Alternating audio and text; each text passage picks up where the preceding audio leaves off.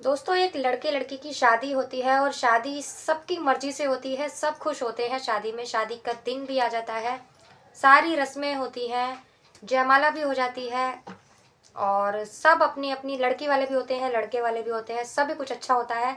दूल्हा भी बहुत खुश होता है और दुल्हन भी बहुत खुश होती है। जब जयमाला हो जाती है, जयमाला के बाद फेरों से पहले काफ़ी सारे लोग जिसे जाना था वो चले जाते हैं और काफ़ी सारे लोग रुक भी जाते हैं। जो मेन मेन लोग होते हैं वो लोग रुक जाते हैं और जो आस पड़ोस के लोग होते हैं, जो दूर दूर के रिश्तेदार होते हैं, काफ़ी सारे लोग चले भी जाते हैं।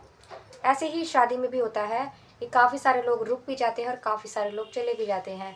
और फेरों से पहले एक रस्म होती है जिसमें दुल्हन लहंगा चेंज कर कर आती है, साड़ी पहन कर आती है और दूल्हा भी कपड़े चेंज कर लेता है। ऐसे ही इसमें भी होता है। दुल्हन जाती है अपना लहंगा चेंज कर कर, कहते हैं ना, फेरे जो होते हैं वो साड़ी में होते हैं, तो दुल्हन भी जो होती है वो साड़ी पहन कर आ जाती है और जो दूल्हा होता है वो शेरवानी चेंज कर कर कोट पैंट पहन कर आ जाता है। और मंडप में दोनों बैठ जाते हैं। बैठने के बाद लड़की वाले भी बैठते हैं और लड़के वाले भी बैठते हैं, दोनों ही बैठे होते हैं। तब तक सब कुछ ठीक था और पंडित जो होते हैं वो मंत्र शुरू कर देते हैं। उसके बाद जो दूल्हा होता है दुल्हन की तरफ देखता है, सब कुछ अच्छा होता है कि अचानक दूल्हे के कान में दूल्हे के दोस्त आते हैं, दो तीन, वो कुछ कह देते हैं। कहकर वो लोग तो चले जाते हैं। उसके बाद जो दूल्हा होता है उसके पसीने छूटने लगते हैं, वो बहुत ज़्यादा परेशान हो जाता है। परेशान होने के बाद में सब लोग दूल्हे को देखते हैं कि ये परेशान क्यों है, लेकिन कोई कुछ नहीं बोलता। सोचते हैं शायद शादी है आज इसकी, इसीलिए घबराहट हो रही होगी। कि तभी उसे फेरों के लिए खड़ा करा जाता है तो उसे चक्कर आ जाते हैं और वो गिर पड़ता है। जैसे ही वो गिरता है तो सारे लोग, वहाँ अफरा तफरी मच जाती है कि क्या हो गया। कोई कहते हैं इसे कोई बीमारी है, कोई कुछ कहता है। दौरे पड़ते हैं सब अपनी अपनी, जितने मुंह उतनी बातें। कि तभी जो दूल्हे के दोस्त होते हैं जिन्होंने उनके कान में कुछ कहा था, तो लोग कहते हैं कि अरे उनको ही पकड़ो जिसके इसके दोस्तों ने कुछ इसके कान में कहा था, उन्हीं से पूछो कि क्या कहा था, वही सच्चाई बताएंगे। तो दोस्तों, वो जो सच्चाई बताते हैं उससे ये शादी ही कैंसिल हो जाती है। तो दोस्तों, इस वीडियो में आपको पता चलेगा कि आखिर उसके दोस्तों ने उसके कान में ऐसा क्या कह दिया था जिसकी वजह से ये शादी ही कैंसिल हो गई थी।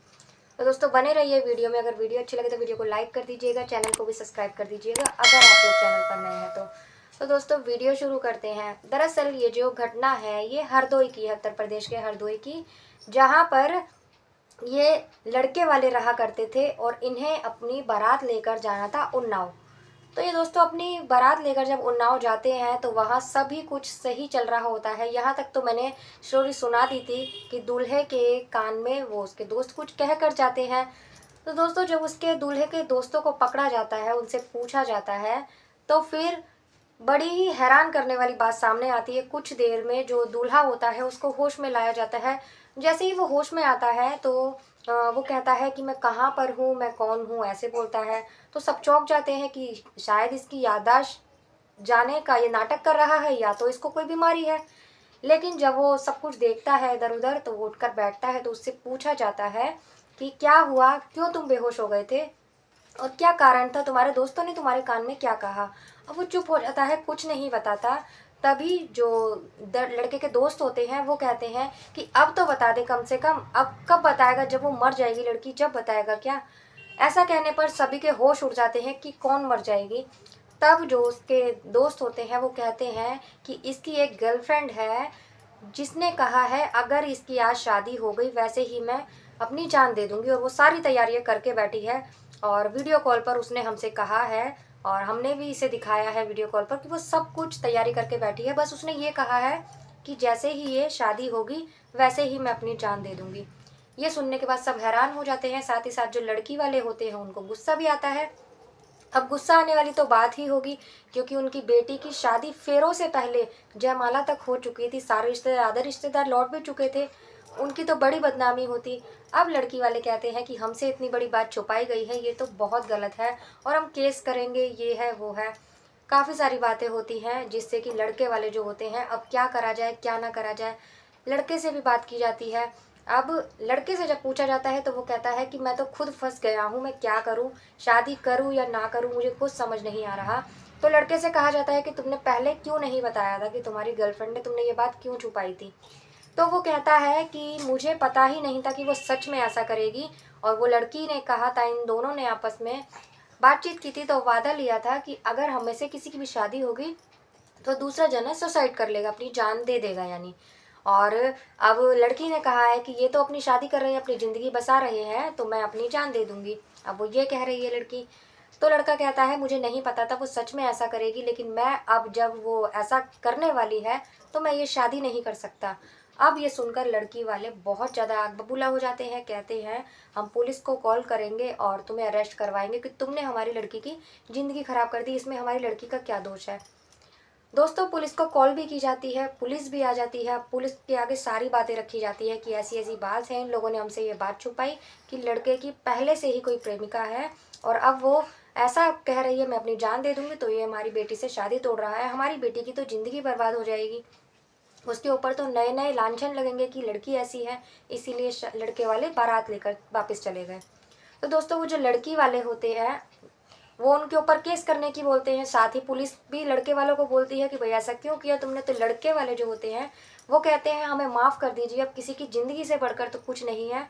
हम ये कर सकते हैं कि तुम्हारी लड़की के लिए एक अच्छा सा लड़का हम ढूंढेंगे, तुम्हारी लड़की की शादी की जिम्मेदारी हम सारी लेते हैं, 1 साल के अंदर तुम्हारी बेटी की शादी हम करवाएंगे। तो लड़के वाले कहते हैं, लड़की वाले कहते हैं हमारा इतना सारा खर्चा हुआ है उसका क्या होगा, हमारे तो जितनी जमा पूंजी थी हमने बेटी के लिए खर्च की थी, संभाल कर रखी थी, वो खर्च की है, अब उसका क्या होगा। तो कहते हैं या तो हमारी सारी जमा पूंजी 10 लाख रुपए करीब खर्च हुए हैं हमारी बेटी की शादी में, वो हमें वापस दे दो और हमारी बेटी की शादी की जिम्मेदारी ले लो, तो फिर हम कुछ नहीं करेंगे, हम आपको जाने देंगे। लेकिन जो लड़के वाले होते हैं वो कहते हैं 10 लाख नहीं 9 लाख, दोनों में आपस में समझौता होता है। साथ ही जो पुलिस होती है, पुलिस भी उन दोनों के बीच समझौता करवाती है, तो बात 9 लाख में फिक्स होती है। लड़के वाले फिर भी हाथ जोड़कर बोलते हैं कि आप लोगों ने हमें माफ़ कर दिया और हम पे केस नहीं किया, यही बहुत बड़ी बात है, लेकिन आप लोग हमें माफ़ कर दीजिए, क्योंकि ज़िंदगी किसी की ज़िंदगी से बढ़ के कुछ नहीं होता। अगर उसने आज जान दे दी तो बहुत बड़ी दिक्कत आ जाएगी, आपकी बेटी भी दुखी रहेगी और हमारा बेटा भी दुखी रहेगा, तो इसीलिए आप लोग हमें माफ़ कर दीजिए और आपकी बेटी की शादी की जिम्मेदारी हमारी है। तो दोस्तों अब वहाँ से तो वो लोग चले जाते हैं, देखते हैं वो लोग शादी कब करते हैं, वो लोग कब करवाते हैं, इसका पता तो बाद में चलेगा। आज की ये कहानी यहीं तक थी, कैसी लगी आपको? अच्छी लगी हो तो आप लोग कमेंट कर कर ज़रूर बताना, और अच्छी लगे तो लाइक ज़रूर कर देना, और चैनल पर नए हैं तो चैनल को भी सब्सक्राइब कर देना। मिलती हूँ अगली किसी वीडियो में एक नई कहानी के साथ, तब तक के लिए नमस्कार।